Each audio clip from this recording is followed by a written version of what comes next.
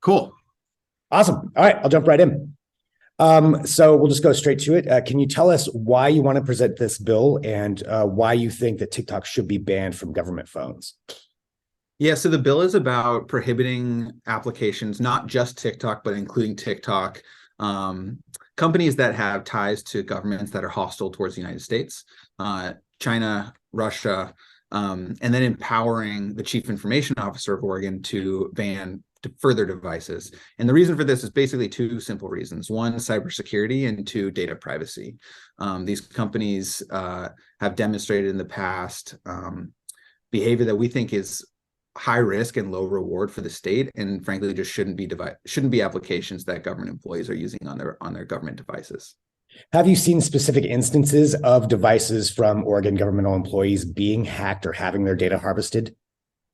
No, nothing like that. And what I should be clear about is that in Oregon, actually, there's a transition underway right now, but currently most agencies have control over their individual devices. The chief information officer is shifting towards a system where it's more centralized control. That's why we gave them the authority in this bill to regulate this. But no, this is not coming from a place like that. It's actually 27 other states have already passed something similar.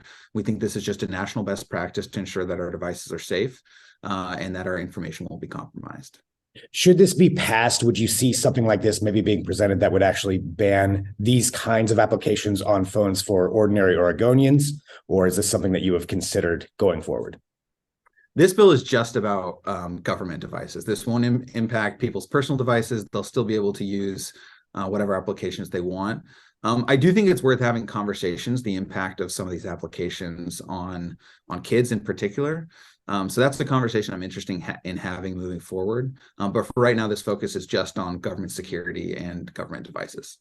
How would the ban be implemented if this bill does pass? Good question. So basically, over a 2-year period, we charge the chief information officer, which is like the state's leader on information technology and security, with implementing this bill across executive agencies. So as soon as agencies have the capacity, they will be prohibited from downloading it. I should say there are some agencies who already prohibit this application on government devices. This will just ensure it's across state government. And yeah, the CIO's office will be charged with implementation, and it should be done within 2 years. Fantastic. Representative, I know you have you got to get to a meeting, but thank you very much for taking some time with us. Anything else last minute that you would want to let people know about this? Yeah, I think just a couple things. I want people to know that this is a very bipartisan bill. I've worked with GOP Senate Leader Tim Knopp on this, a colleague of mine, Representative Emerson Levy. We've been the three who've been working it alongside Senator Aaron Woods. I think we've got 5 Democratic and 5 Republican sponsors. So we don't see this as a partisan issue. We're hoping and expecting a broad bipartisan majority to advance this legislation. And then I think the other thing that I do want to just note for the record is this is not about the people who live in these countries or who have backgrounds from these countries. There's been some really awful xenophobia and racism that has happened in part because of international incidents related to these countries. This bill is about cybersecurity for the state of Oregon, and we think passing it will make our state a little bit safer and make sure that our data is not able to be compromised. Fantastic. Thanks so much for your time. Awesome. Thank you.